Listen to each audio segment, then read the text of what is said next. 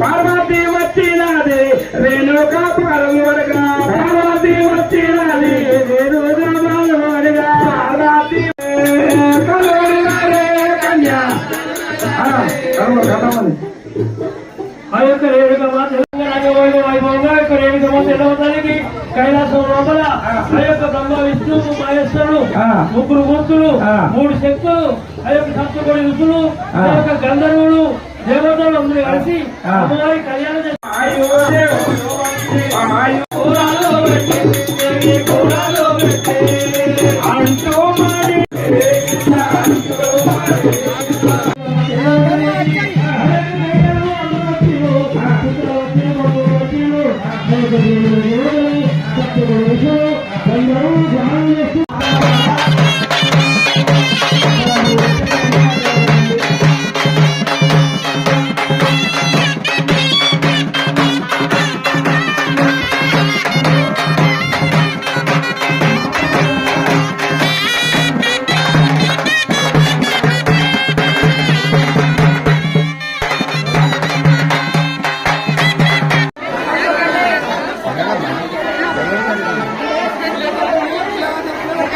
అంటే సంఘటన పెట్టాక తర్వాత ఎవరు గుర్తుపట్టే వాళ్ళు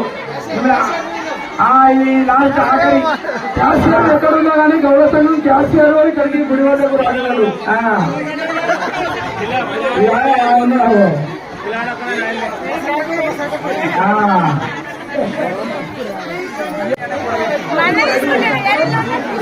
మరి ఎరపల్లి గౌరవ సంఘము మరి ఊరు చల్లగుండాలని మరి గౌరవ సంఘం కలిసి మరి ఆ పిల్ల తరపున జగన్ తరపున మరి 1000 రూపాయలు కష్టం పెట్టారు. వారి వారి కుటుంబాన్ని చల్లగా చూసి అమ్మవారు ఆదిశక్తి మారవు ఉండాలి అమ్మవారు మరి గౌరవ సంఘమే ఎవరి తరఫున వాళ్ళు ఎల్లమ్మ కళ్యాణంలో 200 కట్టంగా ఇచ్చాడు. పట్టింది బంగారం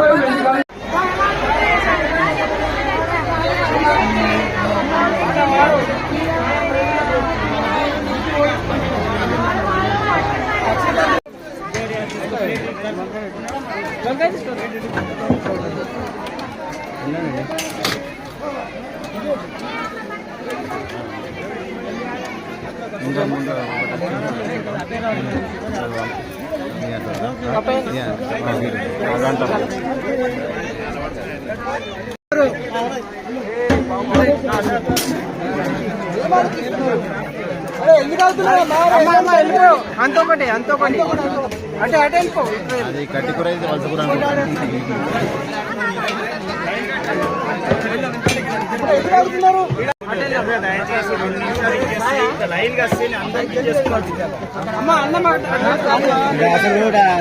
వెనుక ఎల్లమ్మ ఆలయంలో కౌండిన్య గౌరవ సంఘం ఆధ్వర్యంలో ఎల్లమ్మ మాత కళ్యాణ మహోత్సవం ఘనంగా జరుగుతున్నాయి.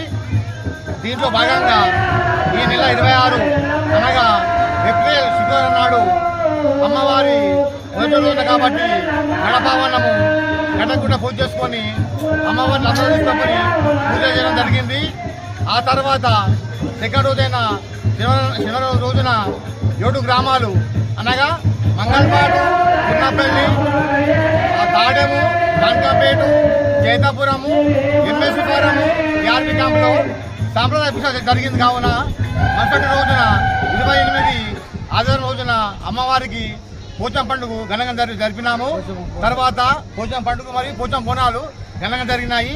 29 సోమవారం రోజున అమ్మవారికి ఇలమ బోనాలు, అంతకుముందు 7 బోనము ఎలకల బుట్టుతోని అందరూ వెళ్ళి పూజ చేసుకొని రాత్రి 11 గంటలకు అమ్మవారికి ఇలమ బోనాలు సమర్పించాము.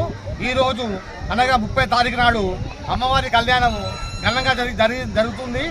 పొద్దున్న 9 గంటల స్టార్ట్ అయిన కళ్యాణము ఇప్పుడు అమ్మవారికి 5 గంటలతో ఎదుర్కొని కళ్యాణం జరుగుతుంది. కాబట్టి ప్రజలు భక్తులు ఎక్కువ సంఖ్యలో పాల్గొని దీపం చేశారు. కాబట్టి పేరు అందరికీ జై రేణుకా మాతాకి జై.